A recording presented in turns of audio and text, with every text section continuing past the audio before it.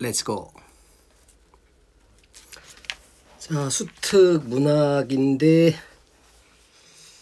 작품이 매우 많으니까 빠르게 뒤부터 가자고. 현대소설 11번. 기억이 잘 안 나니까 그냥 책 펴놓고 얘기 들으면서 연필로 끄적끄적 하면서 기억을 더듬는 거야. 자, 200쪽의 현대소설 11번. 달로 간 코미디언. 이제 내일 시험이니까 기억을 더듬는 이런 방식으로 가야 돼. 일단 그 달로 간 코미디언 7번까지였나? 오케이. 현대소설 7번. 자, 현대소설 7번 큰 산 가자고. 큰 산. 자, 이게 1970년대를 배경으로 한 소설이기 때문에 70년대면은 대통령이 누구야? 대통령이 박정희 아저씨. 자, 박정희 아저씨는 독재자. 그래서 독재자의 정권이기 때문에 사람들이 공포를 가지고 살고 있었다고. 그래서 공포를 갖고 살고 있었기 때문에 그 공포를 갖고 살고 있는 이 사람들의 모습을 살짝 비유적으로 표현을 한 거라고. 그냥 대놓고 뭐 독재 정권이 나쁘다 뭐 이런 식으로 얘기한 게 아니라 큰 산이 있을 때는 균형 잡힌 사회였다. 뭔가 기댈 수 있는 게 있었다. 이렇게 생각을 했었는데 큰 산이 이제 없는 사회가 됐더니만 공포감이 밀려오더라. 문제는 그 공포감이 밀려든 거를 사람들이 어떻게든 이제 해소를 해야 되니까 주변에 있는 잡다한 것들, 여기서는 지금 고무신으로 대표되는 이 미신적인 생활, 여기에 이제 초점을 맞춰가지고 고무신 짝을 옆집으로 던진다. 굉장히 이기적인 행동이지.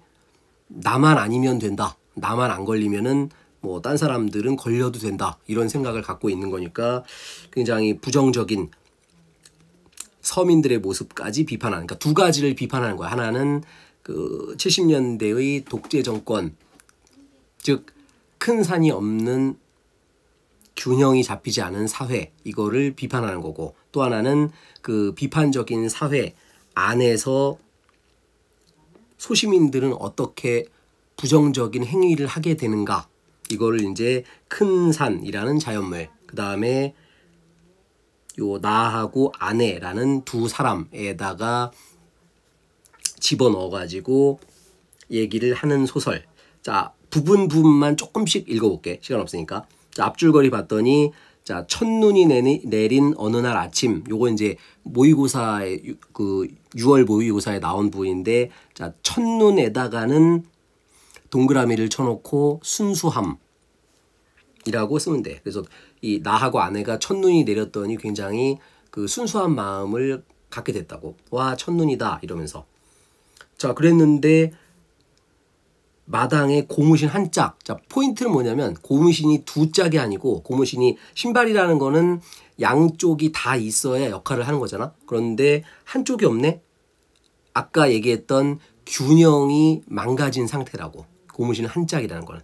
그래서 그 균형이 망가진 고무신 한 짝을 보고 앞줄거리 첫째 줄에 뭐라고? 공포감을 느끼면서 불안해 하더라. 자, 문제는 현재에 있어서의 불안, 이것만 얘기하는 게 아니라 거기 둘째 줄, 어린 시절에 밭에 떨어진 신발 하나를 보고 공포를 느꼈던 기억을 떠올린다. 그래서 어린 시절 요 북한에 살 때, 거기서도 역시 뭔가, 아마도 여기서는 이제 일제시대일 테니까 그 일제시대에는 당연히 지금의 독재 정권하고 똑같이 균형이 망가진 시대지. 그래서 일제시대 균형이 망가진 시대의 직가다비, 그 다음에 1970년대라는 독재 정권 하에서의 고무신, 그리고 공포, 요 두 가지가 연결되는 내용이라고. 직가다비하고 고무신짝, 이거를 보고 공포를 느꼈다. 초등학교 4학년쯤이었을 것이다 라고 어린 시절, 그 첫 장면은 그 어린 시절의 얘기를 하는 거니까 이제 과거 회상 장면이 되는 거고. 자, 나는 밭에 버려진 신짝 하나를 보고 공포에 떨었던 적이 있다. 그래서 과거. 자, 회상이라는 내용을 갖다 놓고 서술 방식에서 어려운 답지로 뭐라고 나와? 어려운 답지에서 그 사건이 서술되는 시간과 사건이 진행되는 시간이 일치하지 않는다. 되게 쉬운 답지, 회상이라는 쉬운 답지인데 사건이 진행되는 시간, 사건이 서술되는 시간이 다르다. 이런 식으로 얘기가 나오면 회상이라고 또는 뭐라고? 역순행적 구조라고 이렇게 기억을 하면 되는 거야. 물 한 컵 먹고.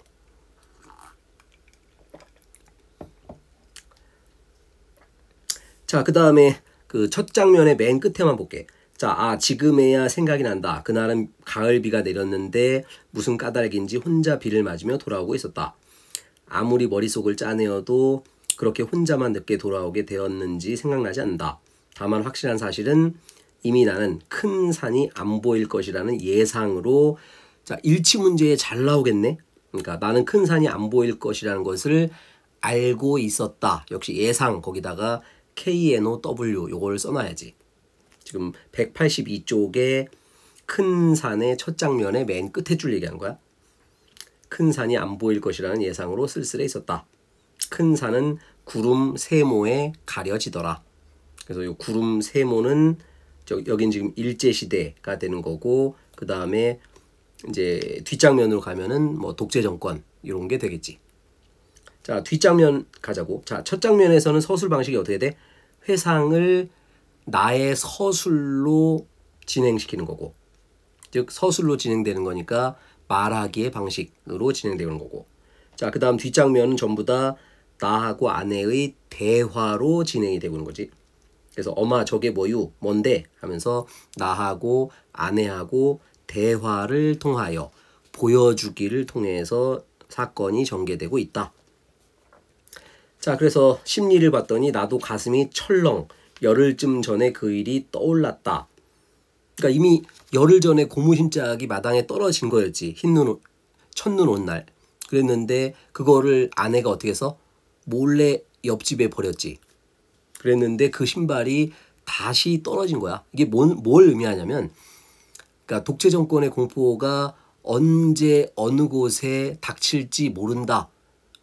그러니까 아까는 뭐라고 했냐면 나만 아니면 돼라고 생각했는데 그 나가 내가 될 수 있다는 공포, 이게 무서운 거지. 요게 이제 우리 철학적으로 따지면 뭐 파놉티콘 요거하고 이제 연결되는 내용. 누가 감시하고 있는지 모르기 때문에 공포를 느낀다. 그거하고 연결되는 내용이야. 고무신짝이에요.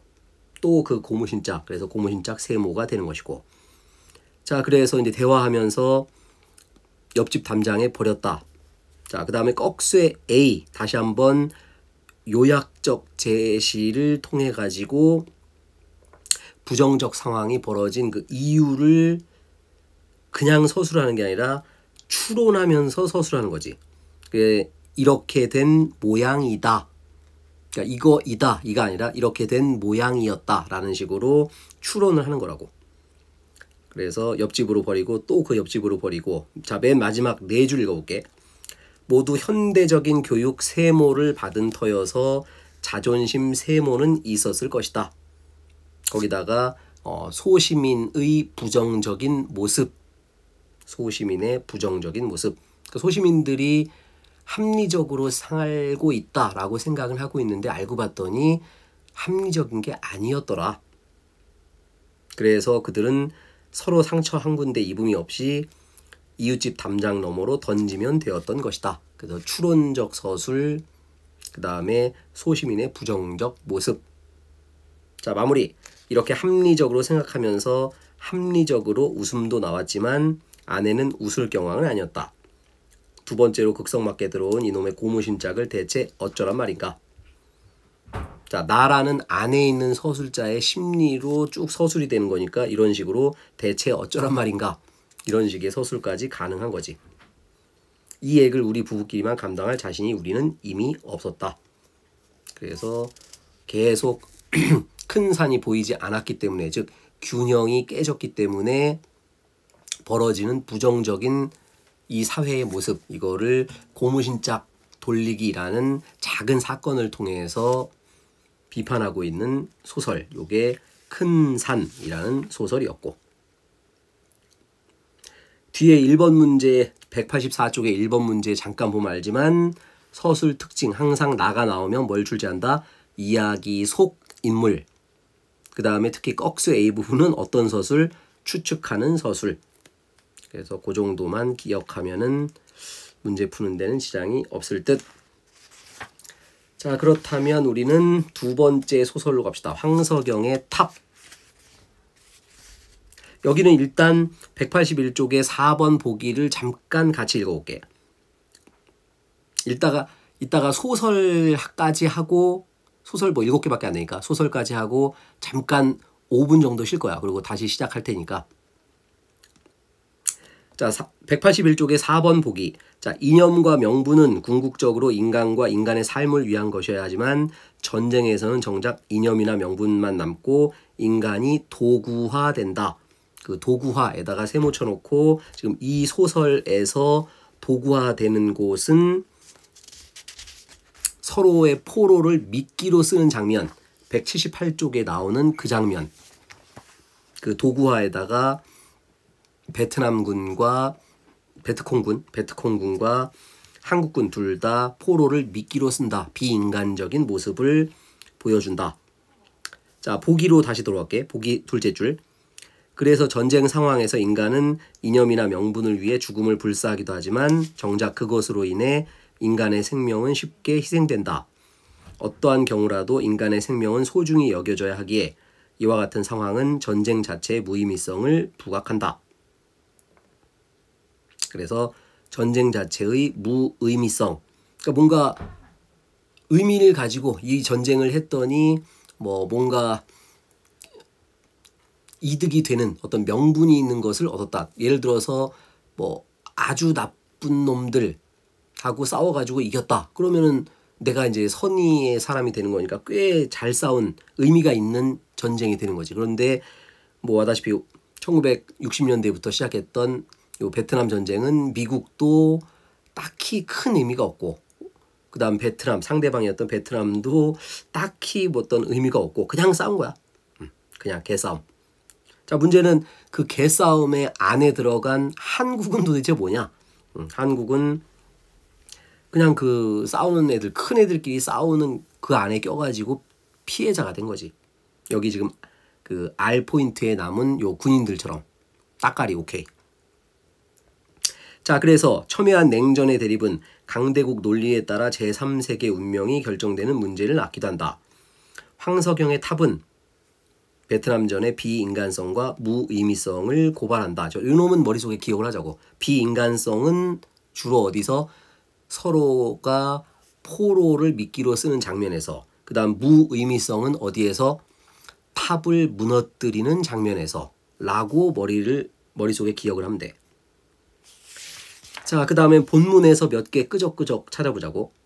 역시 또 앞줄거리. 178쪽의 앞줄거리.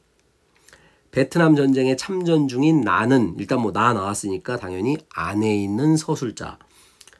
작전 지역인 R포인트에 도착하고 병사들과 함께 탑을 지키라는 무모한 임무를 맡게 된다.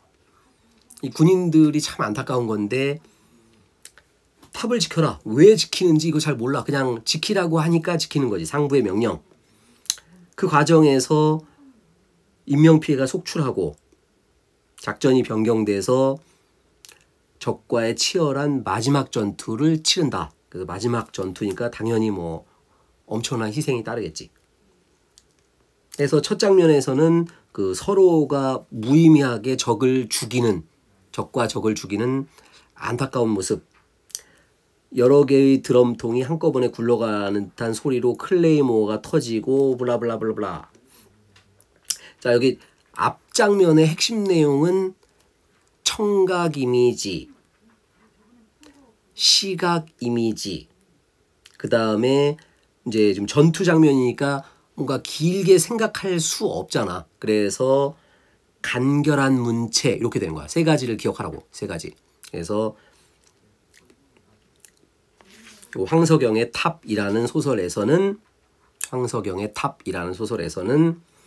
첫 장면에서 청각 이미지가 엄청나게 많이 나오고, 그 다음에 두 번째로 시각 이미지, 서로 뭐 수류탄 던지고 모래먼지가 일어나고 뭐 이런 여러 가지 이미지들. 그 다음에 지금 전투 장면이니까 장면을 길게 갈 수 없다고. 그래서 짧게 문장이 끊어져. 자, 문제는 그 세 가지를 통해서 어떤 효과를 거두냐면은, 우리 전쟁 소설 나오면 항상 세 글자를 기억해야 돼. 긴박감. 세 글자 긴박감을 떠올린다. 그래서 긴박감을 통해서 전투 장면을 묘사하고 있다. 요게 첫 장면의 핵심 내용. 자, 이게 이제 표현이었고, 그 다음 내용적인 측면에서는 서로가 서로를 미끼로 쓰는 장면, 거기만 잠깐 보자고. 자, 178쪽의 6째 줄 보면 손님을 죽여버립시다. 자, 상대방 포로인데 그걸 손님이라고 표현해버려. 그리고 그거를 또 죽여버리지. 아무렇지도 않게 양심의 가책 뭐 이런 거 없이 그냥 전쟁 상황이니까. 그리고 사실 처음 전쟁하는 게 아니라 이미 여러 날 전투를 해갖고 우리 편도 많이 죽었지. 그래서 악에 받쳐갖고 하는 걸 수도 있는데, 어쨌든 인간성이 완전히 없어진 거지. 한국군이라고 착한 군인이 아니야. 요게 포인트야. 자, 그 다음에 이제 맨 밑에 보니까 베트콩도 마찬가지 작전을 쓰네. 맨 밑에 줄. 조명탄이 떠올랐는데 환한 빛에 노출된 것을 두려워하지 않고 민가 쪽에서 두 사람이 걸어오고 있었다. 앞에서는 발가벗은 소총수가 절뚝거리며 걸어왔고 뒤에는 적이 바짝 따르고 있었다. 소총수는 몇 번이나 쓰러지려고 했고 그때마다 뒤에 붙어선 자가 부축해 올렸다. 뭐야? 베트콩도 한국군을 포로로 삼아가지고 끌고 오는 장면이고, 이미 한국군은 베트콩 포로를 미끼로 써먹은 상황이고, 자, 그 상황에서는 서로가 서로 이런 나쁜 새끼 그래야 되는데 그나마 한국군은 조금 이성이 살아있어. 그래서 뭐라 그래? 교환하죠. 살려야 합니다. 사수가 말했다. 그래서 우리 동료니까 1대1 맞교환하자. 이러고 끝난 거야. 그러나 무의미한 일이지. 자, 중략 줄거리 봤더니 치열한 전투 끝에 적군은 후퇴를 하고 탑을 지켰고 꾸벅꾸벅 졸다가 무전 소리에 잠을 깬다. 자, 이제 전투가 끝나가지고 미군이 들어오는 장면이지. 역시 마찬가지로 꺽쇠 A 179쪽의 이제 중략 뒷부분, 꺽쇠 A 부분에서는 역시 또 시작하자마자 무한 궤도 소리, 그래서 그 청각 이미지를 통해 가지고 여기서는 그 무시무시한 미군들의 모습을 보여주는 거지. 여기는 시각 이미지와 청각 이미지 역시 마찬가지로 그 무한궤도 굴러오는 소리, 그 다음에 뭐 4줄 정도 내려가면은 얼굴에 바른 흑색 위장 초콜릿, 이런 식으로 시각 이미지와 청각 이미지를 통해서 엄청난 힘을 가진 미군의 모습을 보여준다.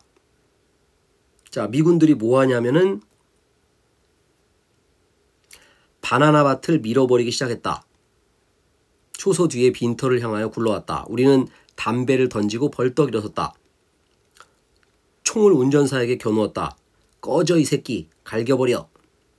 미군 중사는 발동을 끄고 어깨를 으쓱했다. 자, 어깨를 으쓱한다는 얘기는 I don't know 이거지. 자, 여기는 뭐야?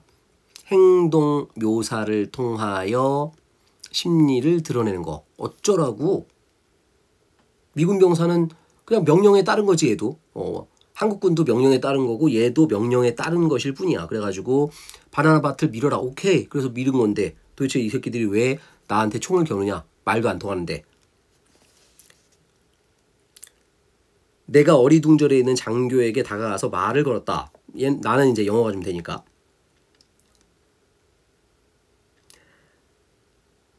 아마도 뭐 하는 겁니까? 이게 지금 한국말로 써놨으니까 이제 좀 부드럽게 쓴 거고, 지금 전쟁 상황이니까 what the fuck up? 뭐 이런 식으로 물어봤겠지. 자, 바나나 숲을 민다. 우리는 탑을 지켰다. 중위가 고개를 저었다. 탑이라고? 우린 명령받은 게 없어. 아직 통고되지 않았을 겁니다. 탑을 인계해야 됩니다. 나는 얘기하고 싶지 않았으나 마을에 관해서 설명하려고 애썼다. 그렇지만 말하고 나자마자 드디어 이제 어떻게 우리는 깨끗이 속아왔다는 것을 알았다. 179쪽의 마지막 줄. KNOW. 자, 이제 KNOW를 가지고 우리가 한번 여기서 생각을 해보자고. KNOW 가지고. 자, 한국군은 지금 이 탑을 왜 지켜야 되는지를 알아 몰라? 모른다. 요게 정답. 자, 그렇다면 지금 이 바나나 밭을 밀고 있는 미군들도 마찬가지로 이 탑을 뭐 지켜야 한다 또는 탑을 부셔야 한다. 알아 몰라? 역시 미군들도 모름. 둘 다 몰라. 자, 그렇다면 베트콩은 저 탑을 반드시 탈환해야 한다는 사실을 베트콩은 알고 한 거라고. 그러니까 베트콩 자체가 이 탑을 뭐 되게 좋아하는 애들은 아닌데 이 베트남 주민들이 이 탑을 굉장히 신성시해. 그러면 이제 베트콩 입장에서는 이 탑을 지켜주면 명분이 서는 거지. 그래서 베트콩들은 죽어라고 그 탑을 뺏으려고 한 거라고. 근데 어이없이 아무 이유를 알 수 없는 요 한국군하고 미군들이 그걸 또 지켜냈고. 엉뚱한 얘기지. 자, 뒷장 마무리. 자, 미군이 뭐라고 하냐면 그런 골치 아픈 건 없애버려야지.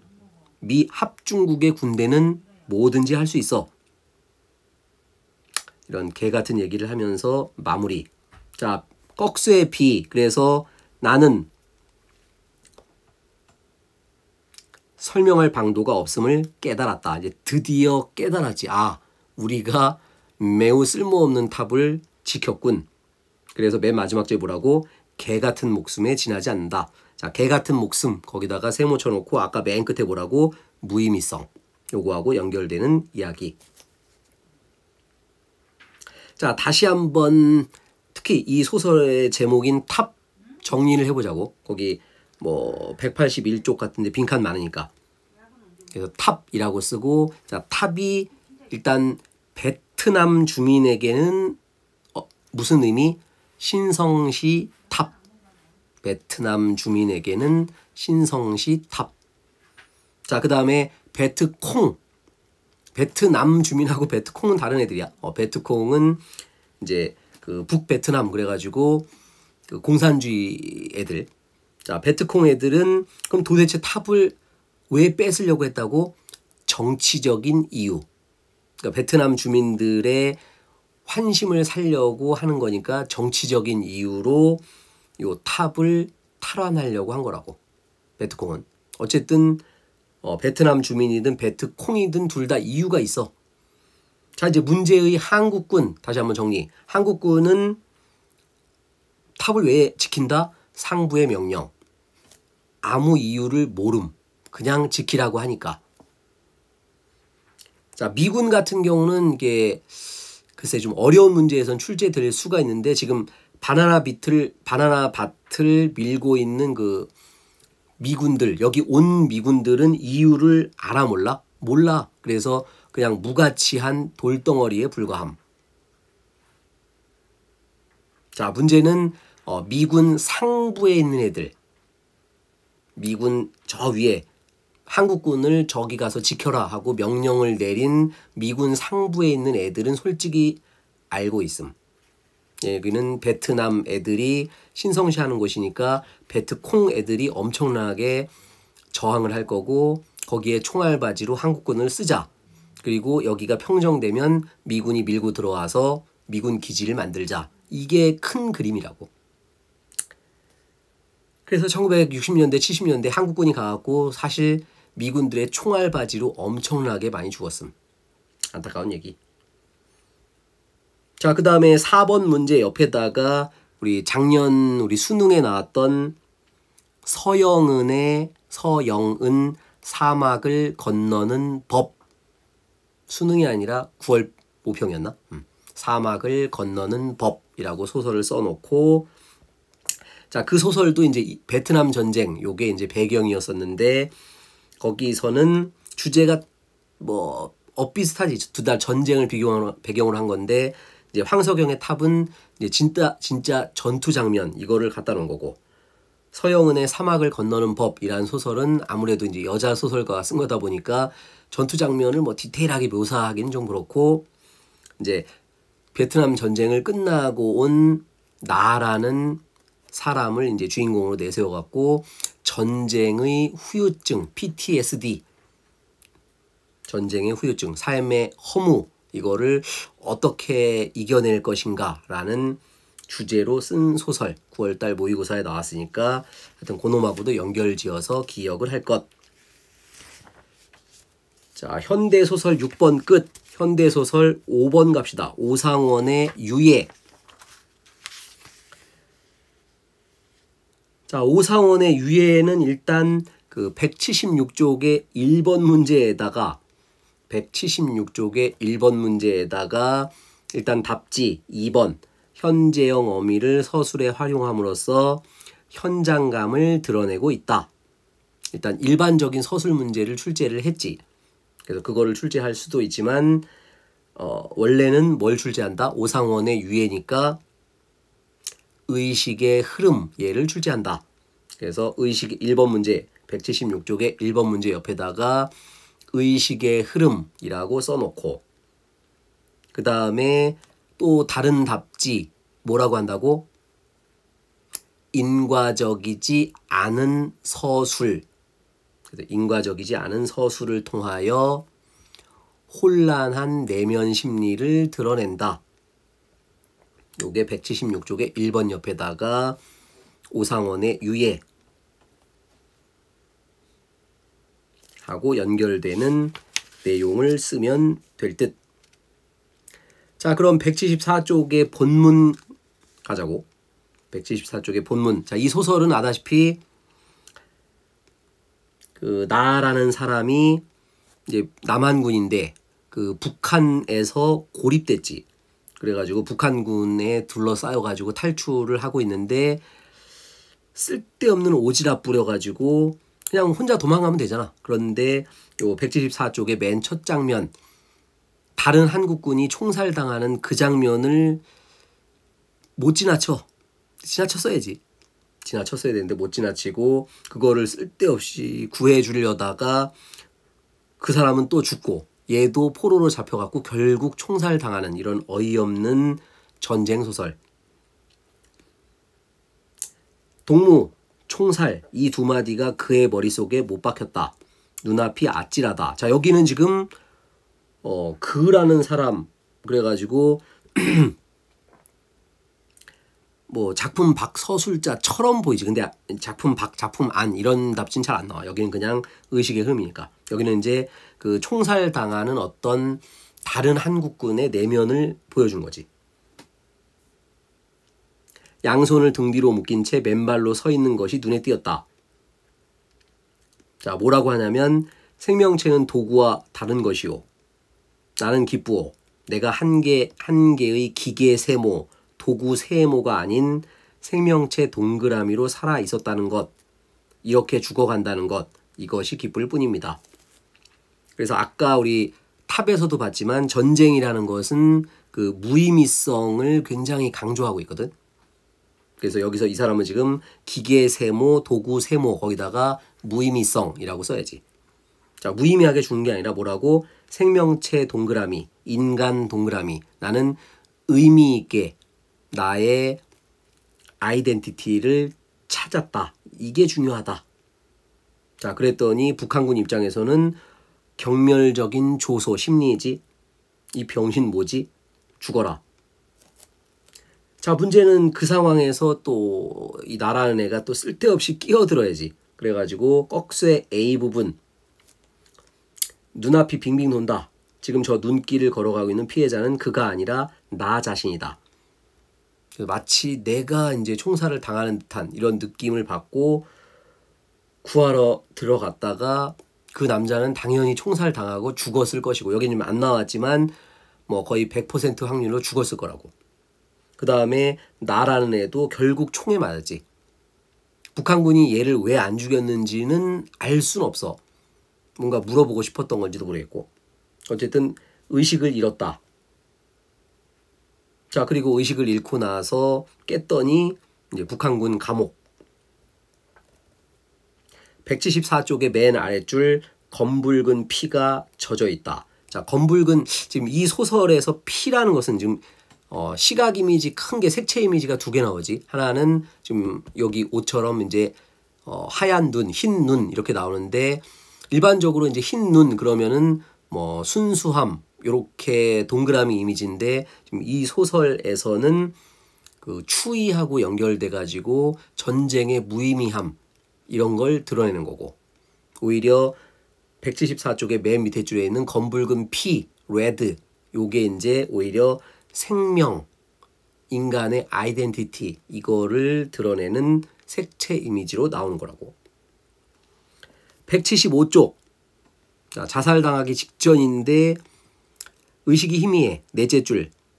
몇 번이고 신문이 지나갔다. 그러니까 여기가 이제 그 신문에다가 이제 세모 쳐놓고 죽이지 않은 이유 이렇게 되는 거지.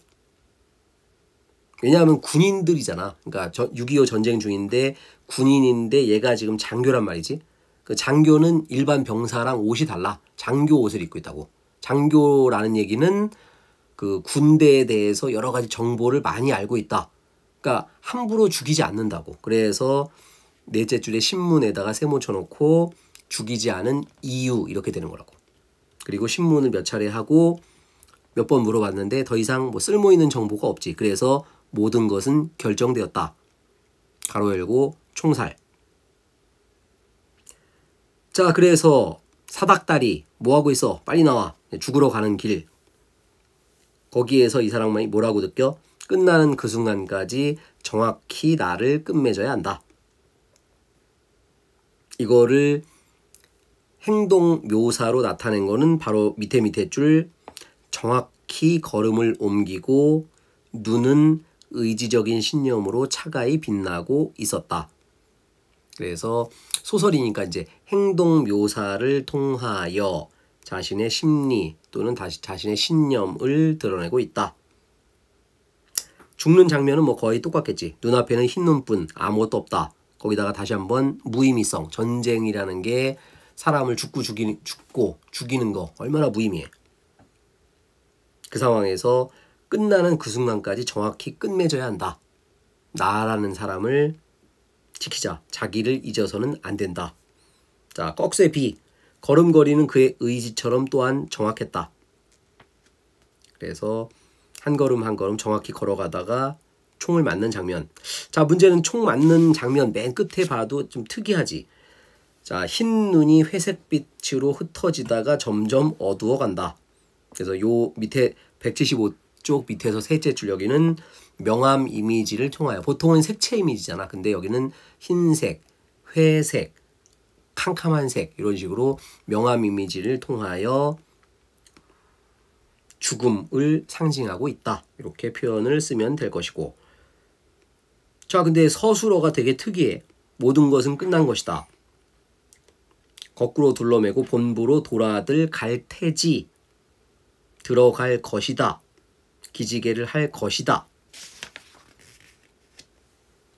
자, 그런 식으로 얘는 이미 죽은 거야. 의식의 흐름 소설이니까 죽은 뒤에 무슨 일이 벌어졌을 것인지를 추측해서 쓴 거지. 어쨌든 맨 밑에 세 줄 거기다 크게 세모 쳐놓고 역시 마찬가지로 전쟁의 비인간성. 사람 죽었는데 그냥 담배 피우면서 허허 오늘도 총살 한 명 했군 이러고 그냥 지나가는 거니까. 전쟁의 비인간성, 전쟁의 무의미성. 자, 그리고 마지막 줄 흰 눈이 햇볕이 따스히 눈 위에 부서진다. 그래서 현재형 어미, 우리 1번 답지에 나온 거 현재형 어미를 통해 가지고 상황의 현장감, 지금 총살 당한 그 장면을 묘사하는 거니까. 자, 그렇게 생각하면 될 것이고. 자, 마지막으로 두 가지만 더 얘기를 잠깐 하자면, 자, 유예라는 제목, 유예, 뭔가를 좀 미뤄둔다 이런 뜻인데, 여기서 표면적으로 드러난 유예라는 제목은 처형 전에 남은 1시간, 이게 이제 유예된 목숨을 얘기하는 거고, 그 다음에 두 번째는 이제 우리 인간 일반의 모습. 자, 우리가 지금 살아있는데 긍정적인 의미로 이제 살아있다라고 하는 거지만 이제 거꾸로 얘기하면 죽음을 향해서 걸어가고 있는 거고 죽음을 앞둔 유예의 시간이라고 볼 수 있지. 그래서 유예라는 제목은 두 가지 의미를 갖는다. 자, 그 다음에 의식의 흐름 소설이면서 전쟁 소설이기 때문에 얘가 이제 영화로 물론 뭐 영화 그건 알 바 아니고 시나리오 같은 거랑 엮어서 이제 출제가 되면 쇼트의 결합으로 쇼트라는 게 이제 짧은 장면이지. 의식의 흐름이니까 장면이 짧게 끊어지잖아. 그래서 쇼트의 결합으로 의식의 흐름을 드러내고 있다. 이렇게 답지가 나오면 아, 요놈 하고 주워 먹으면 될 듯. 현대소설 4번 출발. 두파산. 매우 쉬운 거니까. 자, 두파산은 뭐 친절하게 173쪽에 4번 보기 맨 끝에 줄 거기서 모든 얘기를 다 했지. 제목인 두파산은 해방 직후 볼 수 있었던 두 가지 유형의 파산, 즉 경제적 파산, 거기다가는 정리에 못 친 정신적 파산, 얘는 오기미를 맞게 된 인간 군상을 표상한다. 자, 문제는 두 가지 유형의 파산 모두 다 어디랑 연결? 보기의 셋째 줄 혼란스러운 사회상하고 연결. 경제적으로 망했든 정신적으로 망했든 어쨌든 해방 뒤 혼란스러운 사회상을 제대로 잘 보여준다. 자, 그럼 본문에서 심리 변화되는 장면 몇 개 확인하면서 요 두파산은 빨리 가자고.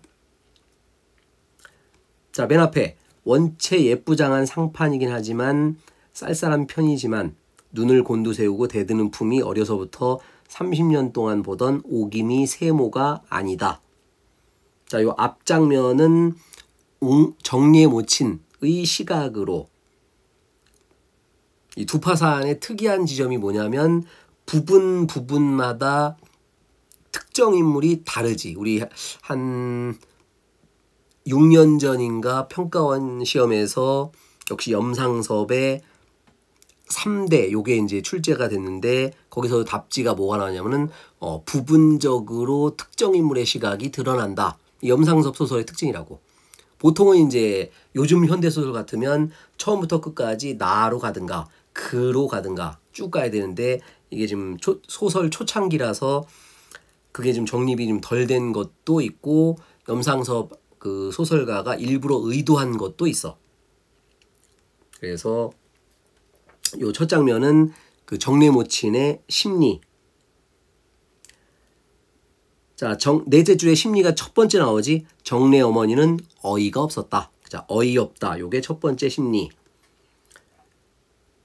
자, 종로 한복판에서 만났는데 그 오기미가 갑자기 돈 달라고 막 소리를 지르고 쌍욕을 해. 그래가지고 누가 안 갚는데 이게 뭐야? 정례 어머니는 뒷골목으로 끌고 들어가려고 했다. 쪽팔리니까. 그래서 정례 모치는 이런 봉욕에 눈이 아찔해지고 가슴이 꼭 메어올랐으나 언제까지 이러고 섰다가는 더 무슨 창피한 꼴을 볼까 무서워서 옆골목으로 도망갔다. 정례 모치는 눈물이 핑 돌았다. 첫 장면에서 심리가 3번 나오는 거지. 어이가 없다, 창피하다, 슬프다. 자, 그 뒤에 꺽쇠 A 부분에서는 오김이라는 애가 왜 이렇게 망가졌는가, 정신적 파산이 됐는가 하는 거를 보여주는 장면이고, 뭐 길게 얘기할 수는 없고 꺽쇠 A에다가는 요약적 제시라고 써야 할 거고, 그 다음에 오김이라는 애가 왜 이렇게 됐냐? 오김이 남편이 뭐야? 친일파. 그러니까 이유는 두 가지야. 오김이 남편이 친일파인데, 친일파니까 당연히 이제 해방됐으니까 어떻게 되겠어? 해방됐으니까 재산 몰수당하고 뭐 죽고 이래야 되지. 우리는 이제 이미 역사를 알고 있지만 친일파가 청산이 됐어, 안 됐어? 안 됐지. 오기미는 사실은 요 뒷얘기는 엄청나게 잘 먹고 잘 살았을 거라고. 어쨌든 오기미 입장에서는 지금 해방 직후야. 해방되고 난 바로 직후니까 그 반민족 특별법, 반민족주의자 특별법, 흔히 우리가 반민특위라고 하는 이게 이제 막 생기려고 하고 있는 상황이니까 겁이 나잖아. 남편이 감옥에 끌려가고 재산 다 뺏기면 난 어떡하지? 어떡하지? 그러다가 할 수 없다. 사채업자라도 하자. 러시안 캐시가 돼가지고 조선 백성들 대가리에다 빨대 꽂고 살자. 이게 이제 꺽쇠 A의 장면이 되는 거지. 게다가 영감, 그러니까 세 가지네. 친일파, 게다가 영감 늙었지, 게다가 병 걸렸지. 자, 그래서 꺽쇠 B에서는 오기미의 심리가 나오네. 그래서 오기미의 심리 넷째 줄. 길거리에서 쌍욕을 박았더니 기분이 시원하다. 정례모친한테 사실 원래 뭐가 있었어? 질투가 있었지. 내가 더 예쁘고 내가 더 잘났는데 어이없이 정례 엄마는 젊은 애랑 결혼했지. 그래가지고 질투심이 있었는데 마침 내 돈을 빌려간 이 기회를 타가지고 쌍욕을 박았더니 기분이 시원하더라. 자, 문제는 시원하면 쭉 시원해야 되는데, 자, 꺽쇠 B의 맨 끝에, 자, 그런데 몰상식한 오기미도 아니지만 자식도 없이 군식그만 들썩거리는 집에 들어가서 몸도 제대로 가누지 못하는 늙은 영감의 방을 들여다보면 짜증나고 정례 엄마가 자기보다 팔자가 좋다는 생각도 나는 것이다. 그래서 자, 오기미는 시원하다. 그랬다가 자기 집 남편 생각하면은 짜증이 난다. 마지막에 아직도 질투를 하고 있지. 그래서 팔자가 좋다는 생각도 한다. 즉 질투 마지막에 써놓으면 되겠지. 그래서 그 정례모친도 심리 3개, 그 다음에 오기미도 심리 3개. 자, 그 다음 뒷장면은 어이없이 이제 교장, 우리가 일반적으로 교장 그러면은 굉장한 인격자 이렇게 생각하는데 지금 여기는 해방 직후라서 요 교장 아저씨가 러시안 캐시야. 자, 그래서 이 러시안 캐시 아저씨하고 무슨 얘기하는지 잠깐 확인. 자, 171쪽에 밑에서 한 10줄, 그 유명한 구멍가게에 나와 앉았는 나도 불쌍한 신세지만 난 오기미가 가엾어서 어제 울었습니다. 자, 오기미가 가엾다. 2글자 연민 이렇게 써놔야 되지. 나는 살림이나 파산 지경이지. 그래서 얘는 경제적 파산, 오기미는 성격 파산 세모인가 보더군요. 그래서 지금 30년째 친구인데 우리는 한 명은 거지가 됐고 한 명은 정신적으로 또라이가 됐고. 자, 정례 엄마는 불쾌한 감정을 풀어버리는 듯이 웃으며 하소연한 것이다. 불쾌하다. 자, 그랬더니 교장은 어이없이 그래도 돈 내놔라. 이런 얘기 들으면은 교장 정도 되면은 이제 안 나와야 되잖아. 그런데 뭐 그건 그거고 돈은 내놓으쇼. 그래가지고 어이없이 맨 밑에 줄 20만 원에다가 2만 원 현금을 얹어갖고 지금으로 따지면은 대충 한 2억 정도를 빌린 거지. 오기미 주라고 토해냈다. 그래서 뒤에 문제는 뭐 소소한 애들이니까 얘는 패스. 자, 그 다음에는 그 유명한 166쪽에 역마살 갑시다. 역마. 자, 일단 역마 인물들 잠깐 머릿속에 그려보자고. 역마 인물들. 자, 맨 처음에 최장수 영감, 역마살의 원조 이 양반이 있고, 이 양반이 떠돌다가 옥화 엄마를 만났네. 그래가지고 어디에서 지금 이 소설의 그 기본이 되는 공간이 화개골이야. 자, 화개골이 뭐냐면 화개, 꽃이 피는 마을이라고. 꽃이 피는 마을. 그래서 문학적으로 꽃이 핀다는 얘기는 사랑을 한다 이 의미야. 그래서 여기 보면은 사랑하는 장면 3번 나와. 그래서 요 최장수 영감하고 옥화 엄마하고 먼저 하룻밤 잠을 잤고, 하룻밤 잠 자고서 낳은 아기가 옥화였고, 자, 그 다음에는 이 옥화가 이제 술집 차려가지고 화개장터에서 술집하고 있는데 어느 날 떠돌이 중이 오네. 역시 또 역마살의 원조 2 와가지고 또 달랑 하룻밤 자. 그랬는데 거기서 태어난 게 이제 성기. 그러니까 성기라는 애가 아빠 둘이 할아버지하고 아빠가 둘 다 역마살이야. 당연히 얘도 역마살의 운명을 타고난 거라고. 됐지? 자, 그랬는데 이제 옥화 엄마 입장에서는 당연히 자기 아빠, 옥화 입장에서 아빠, 시장성감. 그 다음에 자기 남편, 뭐 같이 사는 건 아니니까 남편은 아니고 그냥 하룻밤 잔 건데 어쨌든 이 떠돌이 중 얘를 생각을 해보면 자기 아들도 역마살일 거 아니야. 그래가지고 얘는 어떻게든 정착을 시켜야겠다. 이 생각으로 처음에는 절에 보내고 절에서 평생 살면 역마살이 없겠지. 그랬는데 거기서 탈출.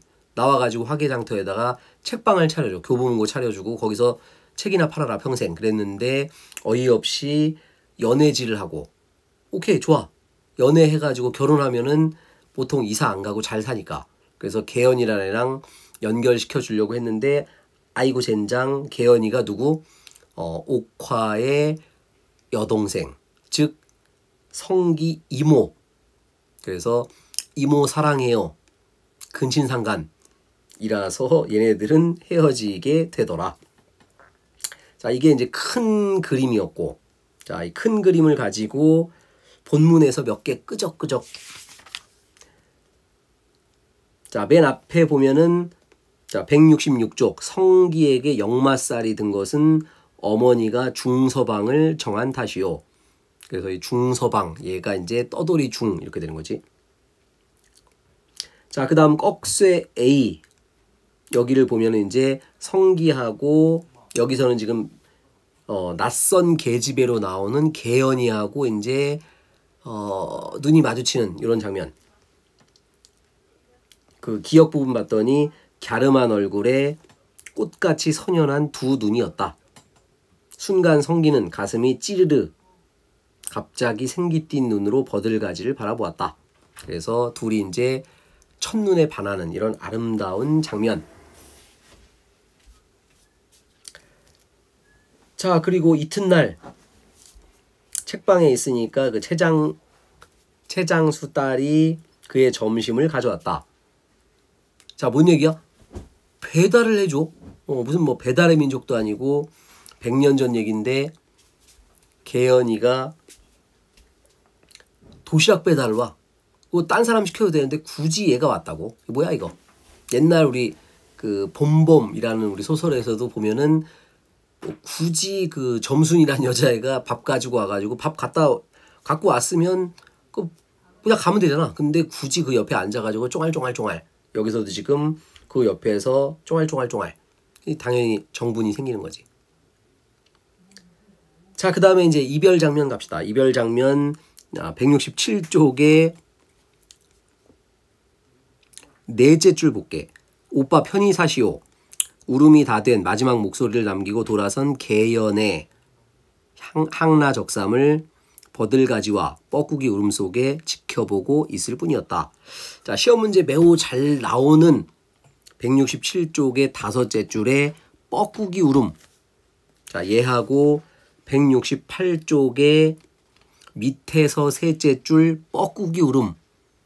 당연히 시험 문제 잘 나오겠지.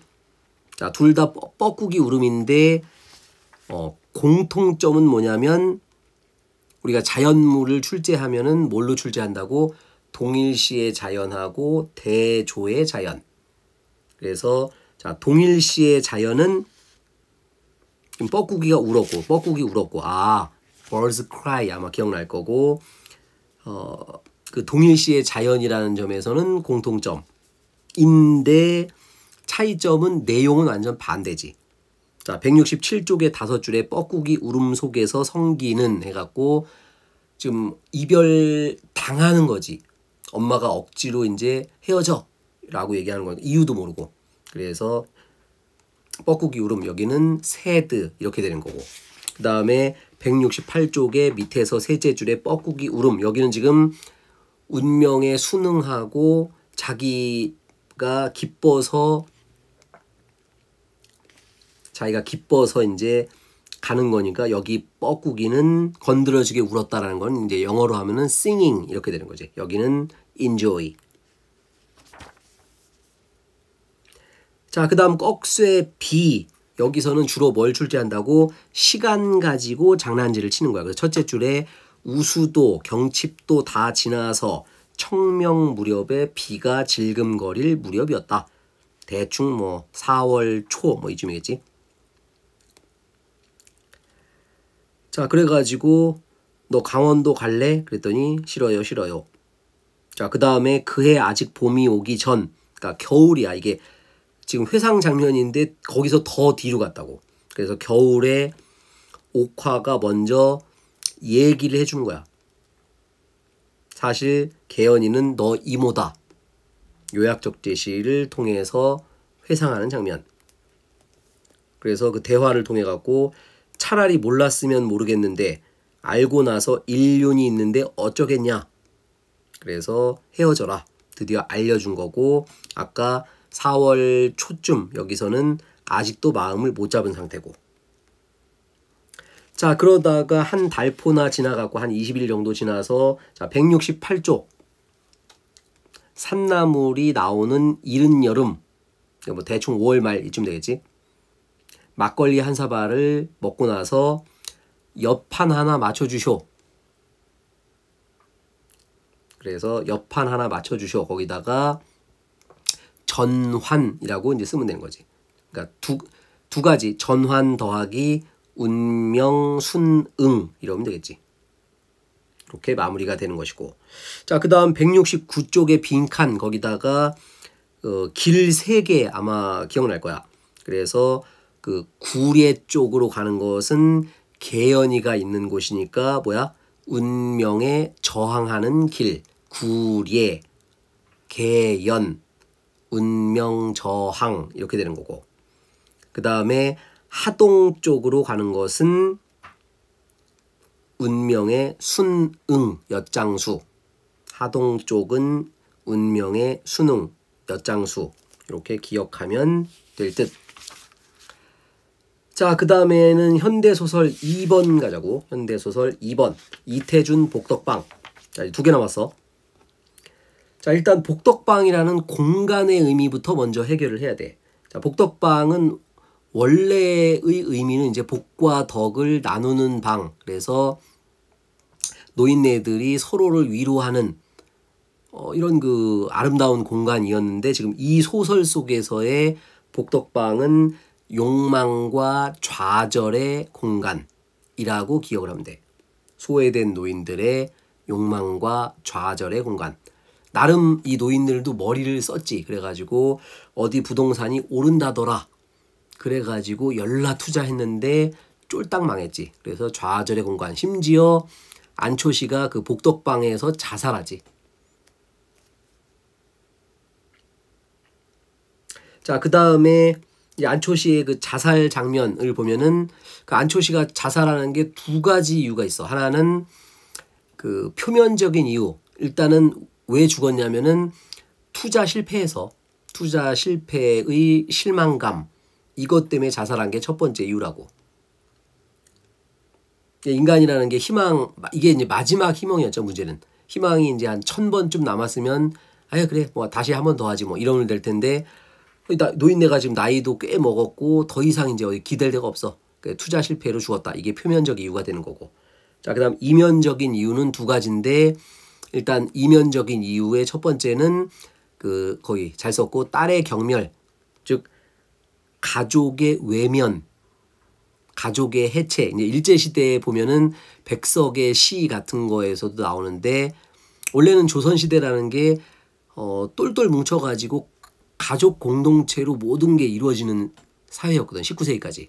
그런데 이제 20세기 들어와서 일제시대에 되고 자본주의 들어오고 하면서 가족의 해체가 드러나는데, 지금, 시에서는 그 백석의 시, 예를 들어서 흰바람벽, 이런 시를 보면 이제 앞쪽에서 나는 아내도 없어지고 부모도 없어지고 자식도 없어지고 뭐 이런 식으로 가족의 해체가 나온다고. 여기서도 역시 딸이 아빠를 사람 취급을 안 하지. 그다음 2번째는 이 소설의 이제 내면의 주제하고 연결되는 건데, 이제 요 신세대와 구세대, 여기서는 지금 안초씨는 구세대를 대표하는 인물이고, 9세대니까 당연히 뭐해? 20세기 초반이니까 근대화의 적응 실패. 근대화가 쭉 이루어지고 있는 상황이잖아. 더군다나 부동산하고 있으니까 경제적인 측면에서 뭐 법이라든가 경제 용어라든가 이런 거 좀 잘 알고 했어야 되는데 그냥 남 얘기만 듣고 덜컥. 이게 이제 9세대 인물의 특징이지. 남 얘기 듣고 덜컥 행동하는 거. 자, 본문에서 몇 가지만 끄적끄적하고 복덕방은 비교적 쉬운 소설이니까 마무리를 짓자고. 자, 맨 첫 장면은 초시는 박희환 영감에게 들은 이야기를 딸에게 했다. 그러니까 요 일치 문제로 잘 나오는 게 안초시가 투자자에게 정보를 직접 듣고 딸에게 설명했다. 이러면 틀린 거야. 박희환 영감에게 들은 얘기야. 박영감도 솔직히 투자자에게 직접 들은 건지 아니면은 또 다른 누군가에게 들은 건지 알 수 없지. 자, 문제는 딸도 신세대를 대표하는 인물이긴 한데 제대로 알아보고 이제 했어야 되는데 얘도 뭐 멍청하니까 당하는 거지. 자, 그래서 꺽쇠 A 요약적 제시 모두 꿈이었다.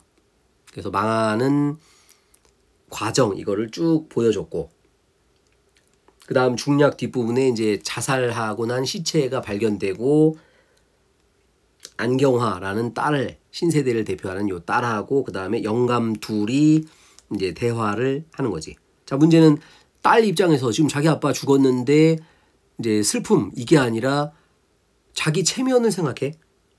그래가지고 서참이하고 박영감 빡쳐가지고 너 이러면 안 된다. 보험금 몽땅 바쳐가지고 장례식 비용으로 써라. 이런 어이없는 이야기를 하게 되더라. 자, 문제는 장례식이 열렸는데 원래 장례식이라는 거는 죽은 사람을 위해서 조문을 하는 거지. 그런데 163쪽의 밑에서 한 열제줄 연결식장에는 제법 반반한 조객들이 모여들었다. 게다가 크게 세모, 위선적인 행동에 대한 비판. 왜? 죽은 사람을 위해서 온 게 아니라 딸한테 눈도장 받으려고 온 거지.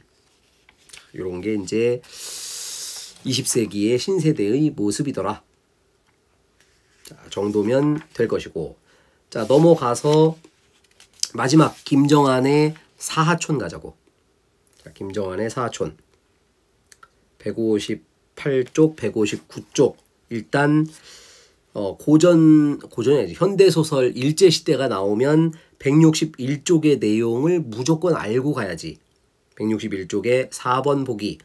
1930년대는 일제와 결탁한 지주 세력의 횡포가 극에 달하던 때다. 그러니까 일제 쪽발이 새끼도 미운데 친일파 지주 세력 이 새끼들도 쓰레기라고. 대다수의 농민들은 이 당시에 전 국민의 99%가 농민이었다고. 그런데 1%도 안 되는 지주 세력하고 쪽발이 새끼들이 착취를 하였다. 사하촌은 이러한 시대상을 반영하고 있는 작품이다.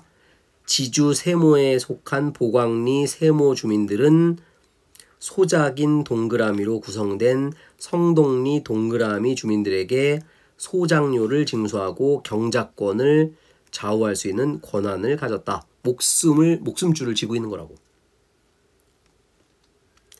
이들은 조합이라는 제도적 장치를 매개로 농민들을 수탈함으로써, 그러니까 조합이 세모야. 동그라미가 아니라고. 수탈 행위를 정당화했고 직접적인 권력 행사도 서슴지 않는다. 그래서 앞장면에서 그 고서방 때리는 장면이 바로 그 얘기. 자, 그러면 이제 힘없는 사람들은 할 수 있는 게 딱 한 가지야. 연대의식 동그라미를 바탕으로 부당한 힘 세모에 맞서고자 한다. 본문 가자고. 자, 본문 맨 앞장면에서는 아전인수가 나오는 장면. 그래서 절 사람들 세도에 눌려서 물조차 맘대로 못된 고서방 동그라미. 얘가 소작인. 안타까운 사람. 자, 그걸 본 한 양반 세모 새끼가, 얘는 아까 어디에 속하는 거야? 그 지주 세력 여기에 속하는 거였지. 자, 그래서 그놈이 빽 소리를 질렀다. 그래가지고 여기서는 지금 아전인수의 논리를 갖고 있는 게 한 양반, 얘가 아전인수, 제논의 물대기라는 게 자기만의 논리를 가지고 상대방에게 억지 주장을 펴는 거, 이게 이제 아전인수지. 그래서 한 양반, 아니 물이 흘러가는데, 그러니까 물이 모자라면 지걸 못 쓰게 해야 되는데 이미 물이 넘쳐. 그러니까 밑에 마을 사람들한테 물 줘야 되는데 안 줘. 나쁜 놈이지. 자, 그리고서 요 뒷장면은 고서방이 이제 쳐맞고, 자, 문제는 맞았으면 화나서 복수를 해야 되는데 복수가 돼, 안 돼? 안 돼. 밑에서 여섯째 줄, 곰보는 무엇보다 무서워서 잘못했다고 맞은 놈이 빌었다. 안타까운 얘기. 그리고 앞으로 살아갈 날 159쪽에 넷째 줄, 살아갈 일이 암남하였다. 첫 장면에서는 고서방으로 대표되는 소작인의 안타까운 이야기가 어떻게 주로 대화를 통해서 드러나는 장면이고, 자, 뒷장면은 이제 이 사람들이 혼자서는 안 돼. 그러니까 여러 사람이 이사님이라는 쓰레기를 찾아가지. 구장하고 여러 사람들이. 자, 그랬더니 이사, 요 쓰레기가 약한 놈을 공격해야지. 다구리 칠 때는 약한 놈을 먼저 공격해야 돼. 자, 그래서 159쪽에 미음, 고서방, 넌 무슨 낯짝으로 여겼냐? 왜냐면 작년 세금도 안 냈거든. 그러니까 할 수 없이 다른 사람들까지 꼬리 내리고 도망갔다. 자, 그리고 며칠 뒤 입도차압의 팻말에다가 크게 세모, 목숨줄을 아예 끊어버리는 거지. 그랬더니 이 사람들은 무슨 심리, 꼼짝없이 이젠 목숨을 빼앗긴다는 생각이 앞섰다. 그래서 고서방은 야간 도주를 하고 말았다. 그리고 동네 사람들은 그들의 뒤를 염려했다. 자, 여기도 똑같은 거니까 문제가 출제가 되겠네. 염려는 누구를 향한 염려? 고서방을 향한 염려. 자, 그 다음 뒷장면에 보면은 이 사람, 마을 사람들이 모였어. 그래가지고 손에다가 뭐 낫을 들고 뭐 풀 들고 뭐 이것저것 들고 이제 절로 공격하러 가는 거지.